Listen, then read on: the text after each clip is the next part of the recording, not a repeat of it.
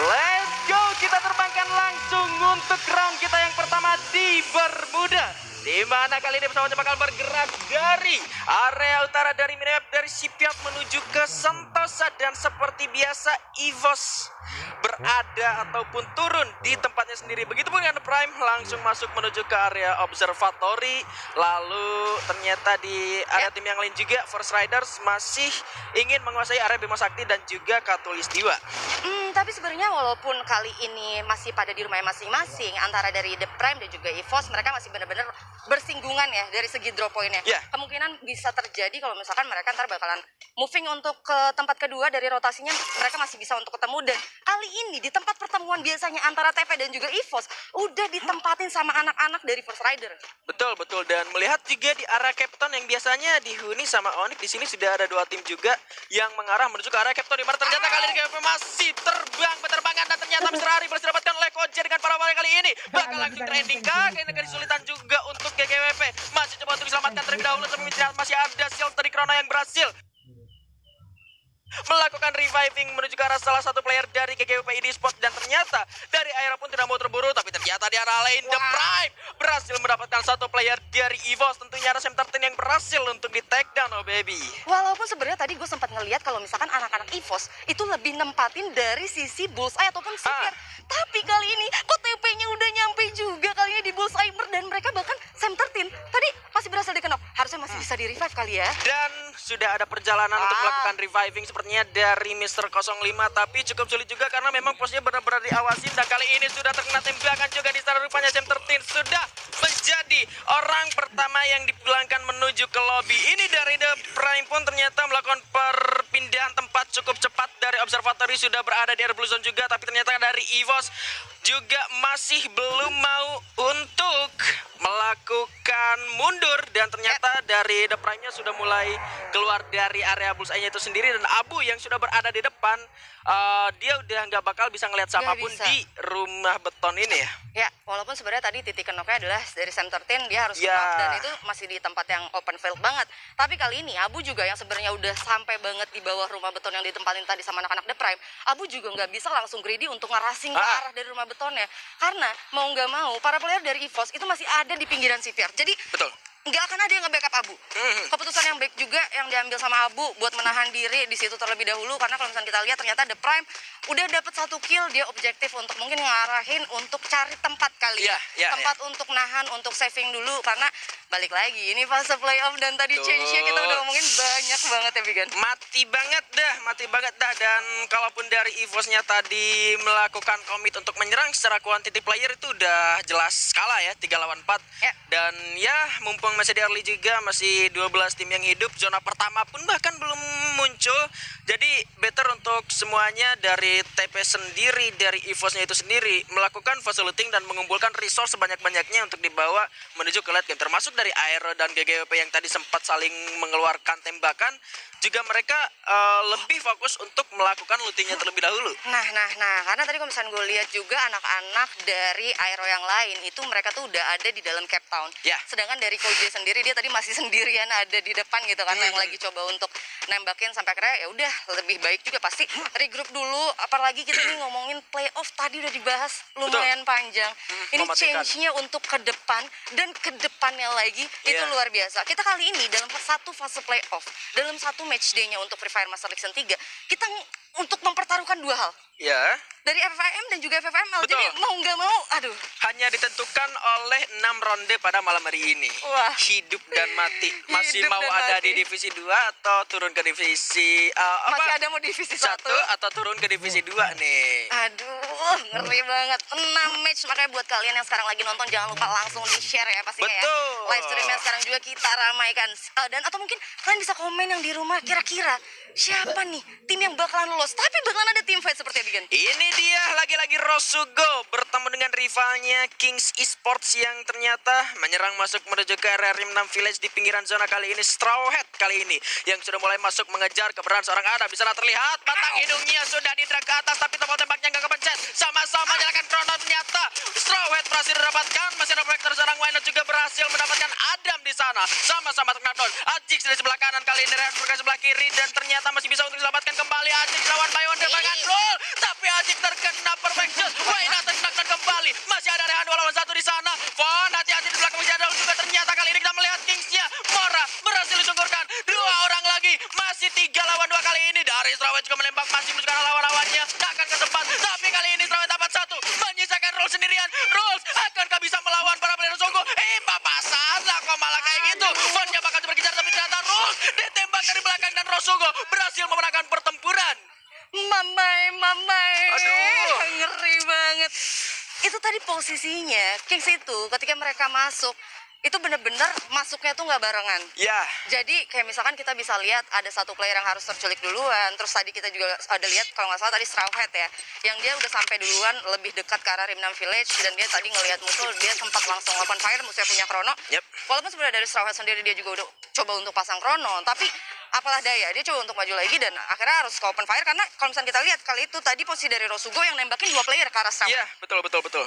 Dan jadi kali ini anak-anak dari Kings masuknya juga nggak berbarengan. Untuk match pertama kali ini Kings harus ditumbangkan di peringkat 12, tapi tenang ya. Masih ada 5 match. Tapi memang itu 5 round kesempatan terakhir, nggak ada lagi match day selanjutnya. Nggak ada, harta tahta Free Fire pokoknya. Tahta Free Fire banget. Tapi yang gua salut adalah pergerakan dari Adam yang melihat berada di garis penyerangan paling depan. Dia nggak buru-buru untuk menahan pergerakan dari King sendiri. Justru dia melakukan buying time, mundur, regroup ke teman-temannya sehingga membuat Strawhead maju masuk menuju ke pertahanan dari Rosugo. Itu jebakan yang apik banget sih. Adam tuh kalau misalnya kita ngomongin juga soal kompetitif dia untuk ranah Free Fire. Ini satu player yang sebenarnya udah lama banget melanglang buana di kompetitif ya. Dari segi pengalamannya juga udah benar-benar luar biasa dari seorang Rosugo Adam. Tapi kayaknya kali ini kita bakalan berpindah ke dari GGWP ya, yang ternyata sebenarnya mereka nggak jadi team fight tadi bersama dengan Aero, dan kali ini udah langsung menuju aja ke arah dari Mars Electric. Ada siapa tuh di atas di minimap? Bigetron ya? Biasanya sih ada Bigetron sih ya. Biasanya ada Bigetron, dan di sebelah kanannya pun di area Pocinok di sana sudah ada para player dari First Riders yang sudah melakukan fast lootingnya di 2 area sekaligus di Bima Sakti dan juga Katulistiwa. Dan ternyata sudah mulai bertembak oleh Darkol. Kali 249-nya senjata Rembo dikeluarkan menuju ke arah GGP ID yang ternyata berhasil mendapatkan komponnya di rumah L antara Pocinok dan juga Bigetron. Justru kalau menurut gua untuk GGWP itu sendiri, kalau misalkan zonanya zona kedua atau zona ketiga sudah tertarik menuju ke area tengah dari Pocinok, mengundang para player dari Bigetron Beat untuk masuk. Kalau misalkan Bigetron memilih jalan masuk menggunakan kompon dari rumah L ini. Ya, dan sedangkan kalau dari GGWP sendiri bakalan coba untuk mundur atau mungkin bergerak ke arah kanan, itu pasti bakal sulit karena tempat posisinya open field banget, tapi mau berhasil meng-knockdown bahkan ngending seorang Mister 05 Bigan. Gak di end, gak tapi kali ini bahaya untuk EVOS, di mana Street juga tertembak, di mana Abu kali ini berada dalam posisi berbahaya, berpindah ataupun ternyata terpisah rumahnya kali ini antara Abu dan juga Street. Harapan terakhir dari EVOS Esports tentunya, tapi Abu kali ini bakal dikejar oleh seorang Razor di kolong jembatan, masih belum ada, tapi Abu kali ini, aduh, gak kedengeran stepnya di bawah, aduh, jor, gak kelihatan, tapi ternyata Abu sudah mulai di take down oleh Power Guys di MP5-nya, dan ini sudah tidak bakal tertolong lagi, menyisakan Street sendirian dari EVOS yang sudah ternotis posisinya, sudah bakal dikejar saja oleh Razor karena memang itu sudah satu player terakhir. Bom juga sudah mulai disiapkan ke depan, akan meledak di depan sana. Street langsung terpulangkan oleh Dranix Esports. Untuk kali ini peringkat 11 ya, ternyata EVOS Esports. Tapi sepertinya nggak bisa nahan nafas ya. Ini kita bisa lihat kalau misalkan First Rider juga masih berada dari sisi Pocinok itu sendiri. Kalau misalkan kira-kira First Rider harusnya udah mencium aroma-aroma pertempuran ya. Tapi kali ini ada juga TP yang masih main di luar zona, dan ini dia masih bakalan ribut lagi sepertinya anak-anak Dranix karena Darko berhasil mendapatkan Maung. Langsung bakal di ending di sana seorang Maung, tapi masih ada satu obstacle juga yang menghalangi vision dari First Rider untuk melakukan ending, dimana ternyata zonanya tumben-tumben banget tapi emang mereka kumpulnya di arah pojok kanan bawah, dan zonanya memang selalu mengarah menuju ke perkumpulan yang ada. Oke, pojok kanan bawah, tapi ternyata Dranix sendiri yang tadi coba untuk dia sama First Rider nggak mau mutusin untuk team fight. Dia juga udah punya tabungan 3 untuk match pertamanya. Gue rasa keputusan yang baik juga yang diambil sama anak-anak Dranix. Dan soal ngomongin team fight tadi, gue sempat nge-spot juga kalau dari seorang Abu ketika tadi dia mutusin untuk dia nggak turun ya, tapi dia terkena knockdown ya. Dia udah nggak punya glue wall di sana, jadi kayak Blue Wall di Free Fire yang sekarang itu udah kayak apa ya, satu hal yang benar-benar kebutuhan pokok banget. Dan seorang Abu juga nggak punya itu, dia coba untuk lari ke bawah dan ketika dia ditembakin dia juga udah nggak bisa masang Blue Wall sama sekali. Iya, sekalipun punya di area yang seperti itu curam banget, pemasangannya pun gak bakal sempurna untuk melindungi tubuhnya itu ya. Udah memang jadi jatuhnya hitam di atas putih. Abu sudah benar-benar ada di tangannya Dranix ya, dan itu bakal jadi sulit juga. Dan di sini ada Boom yang sudah mengeluarkan satu UAV light-nya yang tentunya akan membantu kalau misalkan dari UAV-nya bergerak menuju ke arah jembatan, karena di sana ada para player dari Aero. Kalau yang gue lihat kayaknya dari kedua tim ini sudah saling menotis satu sama lain ya. Ya, karena kalau misalnya kita lihat tadi ada sempat satu orang Aero ya yang kayaknya coba untuk ngintip. Ada kapten Alek yang coba ngintip-ngintip, kayak ada moving tuh di atas bukit. Tapi harusnya dari sekarang sih kita masih belum bisa ngelihat kalau misalkan anak-anak Aero mau coba untuk team fight. Tapi dari satu posisi yang bisa kita ambil, posisi Aero itu benar-benar gak enak banget karena dia benar-benar berada di ujung zona dan itu jembatan, sedangkan Sentosa kayak yang kita tahu di luarnya, apalagi untuk zona-zona yang sekarang itu yang nunggu tuh, aduh, udah jadi penunggu pasti. Iya, bahayanya kalau misalkan zonanya udah keluar dari Sentosa dan satu-satunya jalan untuk mereka masuk ke dalam zona adalah lewat jembatan. Kalau nggak berenang ya. Kalau nggak berenang, sedangkan kalau misalnya kita ngomongin soal jembatan dan juga berenang atau mungkin zipline ya. Tapi kalau zipline yang kanan nggak bisa juga. Kalau zipline yang kiri ada GGWP. Betul. Dan itu bakal jadi sulit juga untuk Aero, tergantung mereka bakal nge-fight terlebih dahulu Boom di sana ataupun Boom yang nge-fight menuju ke arah Aero. Jadi kalau menurut gua alangkah lebih baiknya, mumpung sekarang circle-nya juga masih belum gerak, di fight dulu dari sekarang daripada harus fight berbarengan circle tapi ada yang dempet-dempetan kayaknya kali ini, Bigan. Ada yang main di bukit-bukit menjerat ke pasar, ternyata di sana ada Prime sudah mulai turun dari mobilnya sendiri, tapi ternyata ada Rehan terkena vehicle, bakal langsung dibalaskan, tapi Adamnya juga harus sudah tersungkurkan dengan seorang Gazelle begitu saja, dan ternyata langsung berhasil eliminasi karena pembagian posisi dari The Prime kali ini sangat-sangat matang, apik, ciamik, super bedah. Anak-anak The Prime lagi-lagi kill poinnya udah dapetin 4, dia langsung dapetin sekaligus ya berarti ya. Satu tadi player EVOS yang ketika ada di Bullseye, tapi ini pastinya lagi-lagi poin tambahan buat anak-anak The Prime. Mengingat The Prime juga kita lihat penampilannya itu luar biasa juga ketika di fase matchday kemarin ya. Dan tadi sempat ada notif ke knockdown juga, sepertinya ada team fight lagi untuk Sentosanya kali ini di circle pertengahannya. Itu dihuninya sama 3 tim loh, ada Aero, ada Boom, dan ada juga anak-anak Aura. Ini artinya untuk zonanya yang ternyata masih ada di sekitar Mars Electric, untuk Bigetron Beat mereka tidak melakukan perpindahan tempat kemanapun. Itu artinya mereka hanya memaksimalkan resource yang dimiliki oleh mereka di area Mars Electric, lalu mendapatkan gloss dengan farming dari pet yang kita idam-idamkan, yang sering kita pakai juga, Mr. Weger. Ada Mr. Weger jadi lebih tenang sebenarnya, tapi kali ini udah langsung dimulai team fight-nya di Gan, ada Boom dan juga Aura. Alnova di sana harus sudah terkena serang dan langsung di end, bos. Nggak end go, tapi ternyata dari para player Boom agak sedikit jauh, menyisakan 3 saja di sana, dan Aura berhasil mendapatkan 1 poin eliminasinya. Sementara itu mereka harus masuk ke dalam zona kedua tim yang kali ini sudah melakukan fight. Oke. Dan ternyata masih ditahan dari anak-anak Boom, nggak mau coba untuk ngeracing dulu ke arah dari anak-anak Auranya, dan mereka ini dua-duanya sebenarnya posisinya sulit.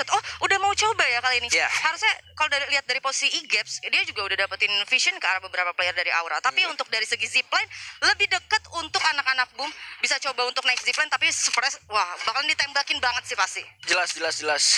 Dranix pun kali ini mendapatkan PR juga untuk masuk menuju ke dalam zona selanjutnya, dimanapun sudah ada para player di First Rider, dan sepertinya mereka bakal memilih jalan yang lain. Tapi di atas bukit sana sudah ada Bigetron, yang tentunya Bigetron Beat mereka harus menahan dari segala sisi. Setuju nggak sih?